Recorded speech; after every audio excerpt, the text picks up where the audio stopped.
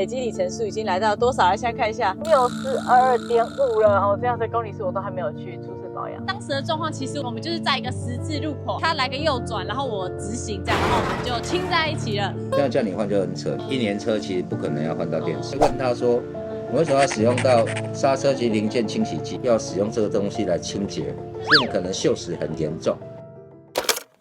大家好，我是单车小 D。没有错，我现在人在哪里呢？就是在我的爱车酷嘎啊，汽车名叫做 D 卡的里面。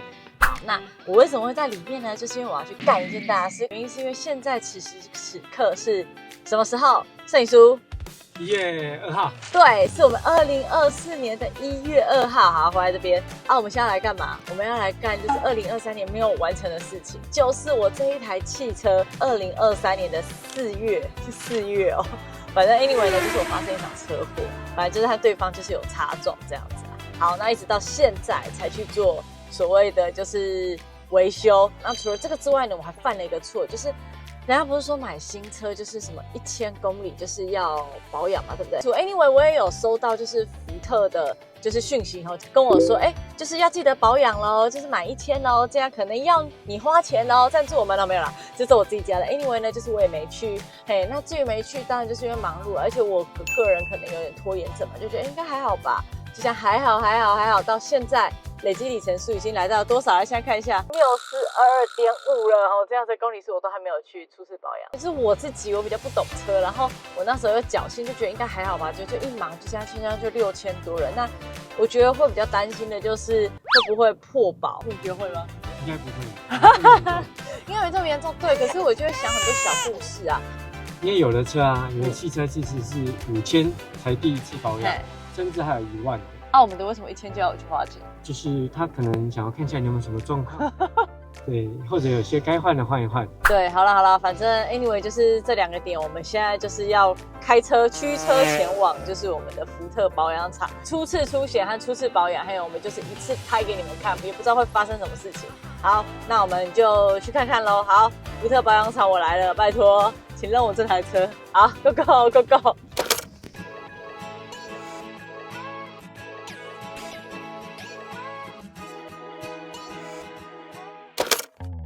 那个维修的部分是对方申请保险来赔付你们的车辆。对，因为它有乙式，我1000公里的时候是没有来的，5000跟1000应该一起。它已经涵盖了1000公里。对，它的时间的部分其实时间也超过蛮长，超过，对，也超过蛮长。4年。主要一样就是针对油芯、放油螺丝跟机油的更换，对，还有引擎的有，他一直在叫机油，很那个。应该是引擎室会跟你显示。对，它应该都是传简讯给你。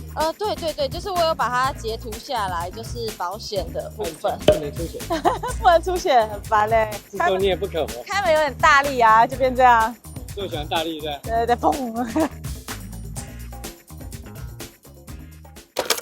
我现在就是在车内，然后我觉得就是这边也要跟大家分享一下，就是说，就是里程数来到6000，那我们就是才来保养的话会怎么样？其实以我自己来讲，会怎么样吗？好像也还好，毕竟我就是这么辣茶。那一直到最近，我的汽车已经开始出现仪表板，它会告诉我说，我的机油该换了。还有什么？来，这上面这个就是它的那个阅读灯。就常常会发疯，但是什么叫发疯呢？就是它时不时会亮，而且有时候还会就是在我熄火之后，它会亮一颗。再来的话就是我的那个雨刷，我的雨刷会出现那个叽乖的声音。好，那我觉得来到这边还蛮棒的地方是特的服务很好。那给你们看一下有多好哦，就是他会把那个椅子，就是帮我做一个防尘的动作。然后还有就是脚踏垫的部分，他也会帮我就是弄一个地垫。还有我的那个方向盘，他也有帮我就是把它罩起。诚如刚刚我讲的，就是小弟这一次就是除了我第一次去做初次保养之外，我还遇到一个问题，就是我必须要出险。好，那等一下再告诉你们，就是我的车祸遇到的一个状况。好了，反正都发生了，就跟你们分享一下。好，到。好的，没有错。我跟你们说，竟然就是车祸都已经发生了哈。我现在就让你们来看一下我的酷咖 STI 的伤口在哪里，就是在前面这一块。那当时的状况，其实我们就是在一个十字路口，他来个右转，然后我直行这样，然后我们就亲在一起了。所以就造成了这边这一块，有没有看到这一块就是这样子？那已经时隔快1年了，我才来修它。那这边也告诉你们一下好了，就是如果未来你们真的发生了那汽车受伤要理赔要怎么做？前言先要跟你们讲一下，就是我在购买这一台车之前，因为可能它是新车，所以我在买的时候我就有保了乙式，跟你们分享一下，如果真的遇到车祸怎么做？第一件事情一定是叫警察，好吗？就是我们一定要叫警察，叫警察，叫警察，非常重要。我跟你讲，任何的和解都不用，你就是叫警察来。那为什么呢？因为叫警察来，你才有办法做笔录。理赔这件事情，保险人员一定要就是有笔录这个东西。那要有笔录就是要叫警察，所以那时候我也叫了警察。那叫警察的过程其实也是蛮有趣的，因为我还做了人生中第一次的酒测。生气，我叫你停在这。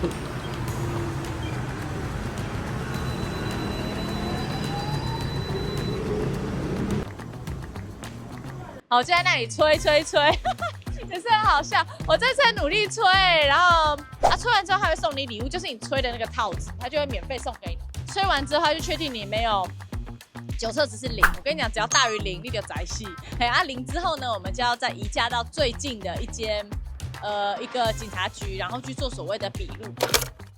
我要做笔录的时候，因为是我人生第一次嘛，而且我告诉你那次很惨，因为我是带家人去旅游，带了我妈，还带了我妹，所以他们就全部才第1天而已，他就跟我一起去警察局做笔录。做笔录的时候，那个对方就撞到我那科人，然后他当然就是个男生，然后年纪比我大，然后当然他就会有点凶啊，然后就会说是我撞他的，怎样，然后跟那个对方的警察一直讲说是我错什么。我要提醒你们，就因为当下其实我就是会告诉自己要冷静，而且我跟你说，人家讲再多你也不用担心，而且你也不用跟着去做任何的解释。为什么呢？讲再多给供他都不会去帮你做任何的判定，所以你也不用太紧张，好不好？他会跟你调阅你的那个行车记录器，然后你继续做那个笔录，而且是分开来做的。讲到行车记录器，就要跟你们分享一下，就是因为我的行车记录器其实是在我买车的时候，Ford 他直接送我的。我也是经过了这一次，我才知道，才学会了一些事，就是通常就是车厂送你的行车记录器，它里面的那个附的就是记忆卡都是偏小的。那像我的是32，那32的概念你可能没有概念。32的概念就是，如果你一天你从早玩到晚，你这一天的记录，你隔天如果还有行驶的话，就看不到了，因为它会被洗掉。Holy 嘎仔，我们当天是发生事故完，就赶快当天就去警察局去备份我们双方的那个行车记录器嘛，所以我的资料是有的。经过了这次事情，我就知道说，这个32GB 的记忆卡，我可能会把它换掉。那我觉得会相对会保险一点，至少我跨日了，有没有可能我还看得到那样子的记录？对，那这边也提供给你们分享，然后记得去看一下你们行车记录器里面的记忆卡是多大的，大概是这样啦。反正就跟你们分享，好，就是反正不经一事不长一智嘛，我也算学到了蛮多的东西。那大家应该很好奇，说那后续的理赔状况怎么样？对方撞我的那个人，他虽然在那边该叫有没有？可是他也是有那个乙式的，所以这样我们两个就还好啊。那对方在知道我有乙式的时候，他好像情绪会缓和一点。但是这样，反正对方就是会赔我啦。那我想我明年的保费应该是会增加哈，反正就这样，都遇到了就出保了。以上大概就是我经历了就是车祸的这个分享啦。我昨天上网查一下，就是汽车保养，就打这4个关键字，汽车保养。其实大家都会进什么贵宾室干嘛？还有一个，他刚才也说我车子停好，我就可以走了，他没有邀我进贵宾室因为你今天要留车啊，一般的话会进会在那边等，对，所以就会进贵宾室。对，但是我们还是要去看一下，人家我有去过 BMW 高级的贵宾室，对，然后马自达的旗舰馆我也进去了，都去，感觉很好。好，那我们今天来看一下福特的休息室啦，不知道是贵宾室，对，不知道什么吃的。我今天还就是为了，就听说有些不是都会送什么水果、汉堡，还有什么可以吃的，我不知道有什么，害我还没有吃午餐就来了呢。好，那除了进去看之前，我想要问一下，那正常如果你进贵宾室，你真的是会翘2郎腿等吗？一般就翘2郎腿等到它好啊。对。第二种其实是我以前会做的事情，我会走到技师旁边看一下他在做什么。哇，有这种人超烦，你干嘛给他压力哦？那我们现在看他们贵宾室长什么样。Go。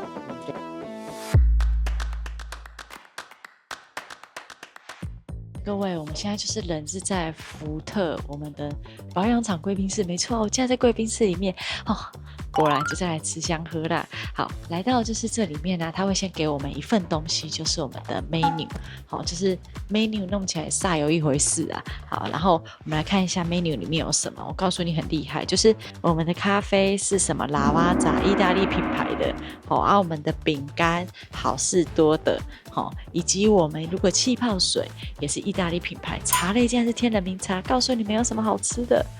这个女的多爱吃，总共点了3份。还有一个巧思啊，你看，就是我们的茶的茶杯，它是用那个福特的杯子，我觉得很可爱，就是福特的杯子。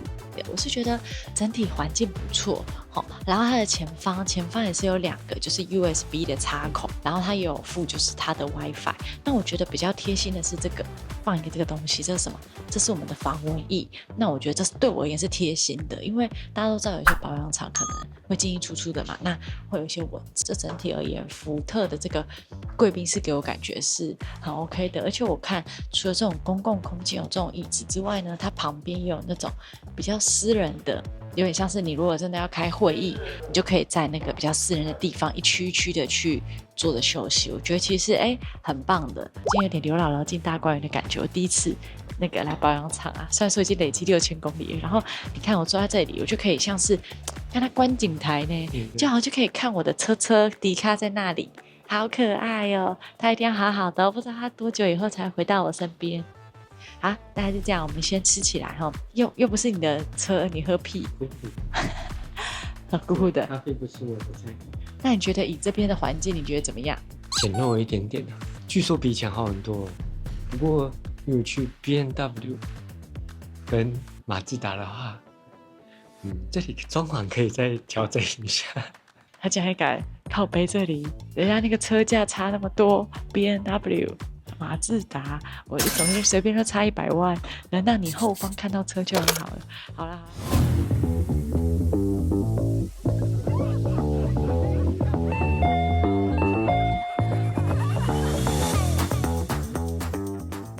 主要就是我们今天就是这里有个报价单，是他刚刚传一个讯息给我，他是跟我说。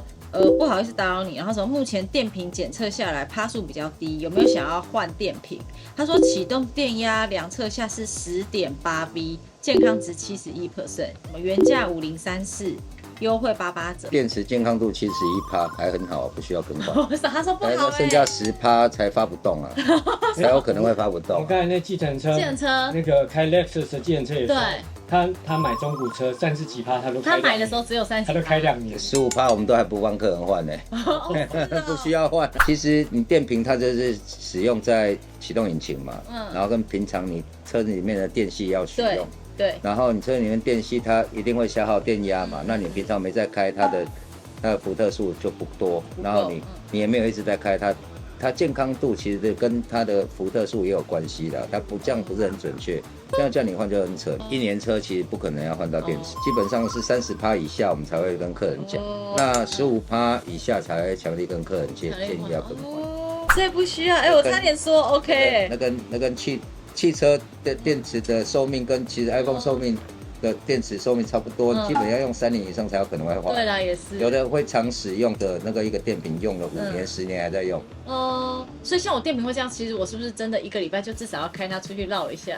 是啦，每一个月至少开个1-2天，1-2个小时。其实它其他零件不会太贵啦。那你类似像电瓶都属于消耗性零件，不见得要在原厂换。所以你觉得哪边其实是我们有可能可以自己来，然后可以省，自己来可以省哦。你下次可以自己带机油过去给他换的，带机油过去给他换。对啊，那它的机油的价格很贵啊，549块啊。它什么定价是61，他说今天有打折9折，我还跟他说9折，谢谢。49。好像我一样对不对？这个保时捷卖1050嘛，你说多少？350啊。所以你在福特它才500-600啊，在保时捷会变1000多。对，一样的有。对，你去宾士公司也是用这个油。真的是一样的油。你也可以自己去买，但是你确定要买到真的就好。那这样是半价哎。你可以符合它使用的规格嘛，比如说它用530，或者是说它用040，它用550，符合它的规格，或者是说它背面这边都会有写那个规格表。上面有写符合什么车子在用的。新手不知道自己带机油。对，我不知道可以自己带机油。像我自己也有不是我店里面这种车种的车，自己是居米嘛，我也是自己带机油过去的，因为它的油比我的用的油差，不行啊，我没有办法用啊。再来就是像他跟你列举这些小东西的时候，你也可以问他说，我为什么要使用到刹车及零件清洗剂？我刹车有什么异常？它就是清洗刹车碟盘跟刹车来鳞片的。你一般会遇到这种状态，要使用这个东西来清洁，是你可能锈蚀很严重。好，你踩刹车可能会震动，才有需要。如果说没有，你可以问他说，我为什么要用这个？如果他讲的模棱两可，就是反正公司推销叫你弄你就弄，那这样不对，是有必要才需要弄。反正刹车踩了都会有碳粉嘛，那没有必要说你来保养要把碳粉清掉。那你去洗个车不就又生锈，生锈了又要再一次吗？那每次都要来喷吗？不对吧？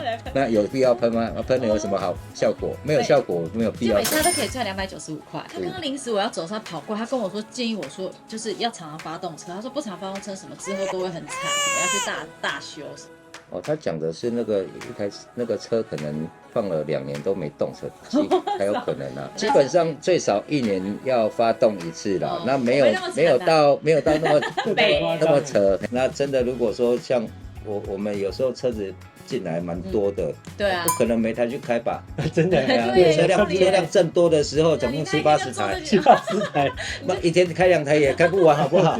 然后开到时候精神错了，怎么可能？没办法了，开出去回来还要洗车。